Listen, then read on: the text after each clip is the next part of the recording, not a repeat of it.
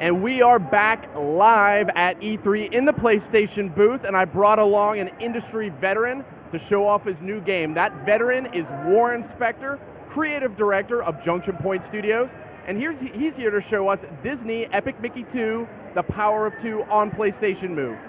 Welcome, Warren. Thanks, great to be here. You're a veteran game designer, behind one of the guys behind some of my favorites in the entire industry. But I wanted to get you in here today because this is the first time we've had Disney's Epic Mickey on a PlayStation platform with PlayStation Move, no less. Yeah, you know, we've been waiting a while to bring Mickey back to Sony, and here he is now in the world of Wasteland, world of forgotten and rejected characters, reminding people about how heroic he can be, how mischievous he can be, and putting you in control of the experience. That's what it's all about, players deciding how to interact with the world. So for those of us who missed the first Epic Mickey, can you get us up to speed briefly on where the story takes us and where it leaves off for this game? Yeah, Mickey appears one day, he's dragged into a world called Wasteland, where all of Disney's forgotten and rejected concepts, characters, theme park attractions go when their time in our world is past. And the world is threatened by a creature called the Blot, which Mickey himself accidentally created. So he has to save the world from this monster, which of course he does in the first game. He leaves the world, goes back to his home in Cartoon World, and everything seems great, but then some trouble starts again, and it's time to bring Mickey back to Wasteland to save Wasteland once again. So let's talk about Mickey and the abilities he has and how that ties into PlayStation Move. Well, the key thing, you'll notice he has a paintbrush in his hand. And that's, as soon as you start talking about, let's let Mickey use paint to draw things in the world, your hand automatically, I guess the sound guy's loving me right now, you automatically start moving your hand around as if you're holding a brush yourself. So having something like the Move controls is perfect because it's a direct analog of what we're trying to do in the game. You're doing what Mickey is doing. And when you start drawing things and erasing things with it, the game really comes to life because of the Move. Now, another thing that jumped out at me about this game is that it has co-op. Co-op's a big part of the game, and the co-op partner, why don't you tell us a bit about who this character is? As important as it was to me to remind the world about Mickey's heroism and Mickey as an adventurer, there's another character from Disney's past named Oswald the Lucky Rabbit. First cartoon star Walt Disney ever created.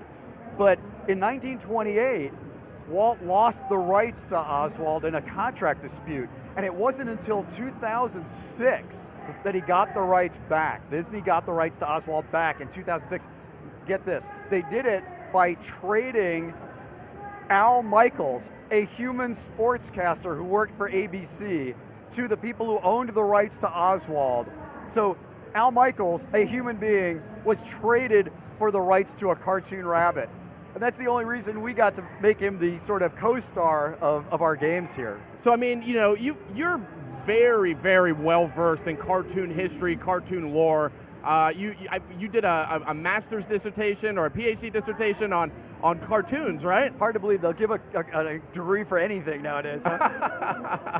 So you're an expert here. What's it like for you to have such a sort of a guiding hand in defining a character like Oswald? It's unbelievable. I mean, when Disney asked me if I was interested in doing a Mickey Mouse game, I was actually doing some really cool stuff with some people I can't name out here in Hollywood, and I had no choice. I had to walk away from that because how often do you get offered the opportunity to work with the most recognizable icon in the world, which Mickey clearly is. I mean, every human you'll ever meet has a relationship with this character. So the opportunity to help him take the next step in video game stardom, I could not pass that up, and it's been a real honor. And now compared to Mickey, I mean, what's Oswald bring to the table? I mean, Mickey has the magic paintbrush. What is Oswald? How does he interact? Well, Oswald, he's a different kind of character. He's a little more naive, I guess, and he's a little sort of simpler, and he gets angry a lot quicker, you know. He's more mischievous, and he has a completely unique set of abilities. I mean, he can use electricity to charge up electrical things and reprogram robots, and he can remove his arm and use it as we call it a boom armorang, the boomerang effect. He can use his ears like helicopter blades and fly to places that Mickey can't get. So he has this complementary skill set, and when he and Mickey work together, magic happens. It's amazing. That's awesome. So, obviously the first game took us kind of on a tour of certain parts of Disney history. How are you expanding that? Actually, let's talk about this really quick. Here's the 2D timing. side-scrolling, and here we go. Here's co-op. Yeah. Drop in, drop out. There are two huge things going on here on the screen. First of all, this is a level that's inspired by a 1937 cartoon called The Old Mill. If you're familiar with that cartoon, you recognize every single thing in this level. The entire game, everything you see was inspired by Disney history. So you can play the Where Did That Come From game. But Oswald is with you every step of the way. Even in single player, his AI is good for helping you out. Like right there, you can see Mickey grabbing onto his ankles and going along for a ride. But now there's a golden ticket up at the top here that's too high for Mickey to reach unless Oswald throws him up there. So even in single player, Oswald is there every step of the way, helping Mickey to accomplish his goals. And when a second player jumps in, things get really crazy because then Oswald can use his abilities everywhere in the game and do really amazing things. Oh, that's great. So, so back to what I was asking before, like what other, the tour of this sort of Disney lore, I think is such an interesting part of the game. What are some of the other eras of Disney or elements of Disney that we're going to see here in Epic Mickey 2? Well, in this game, we're taking you to places like, we call it Mean Street, which is the wasteland version of Main Street, USA. We're taking you to Ventureland, which is our version of Adventureland.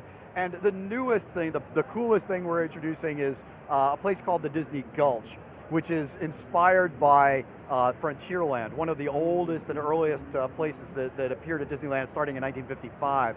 So it's changed a little bit. This is the rejected version, all the stuff that's no longer there. So it's almost a trip through Disney's history and see Frontierland the way it was, 70 years ago.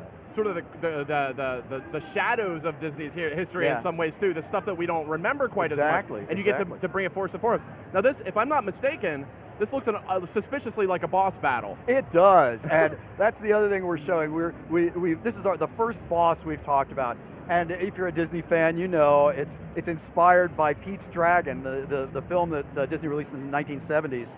But more specifically, it's based on the float from Disney's Main Street Electrical Parade. If you've ever seen that, there's a float that's Elliot, the dragon from Pete's Dragon.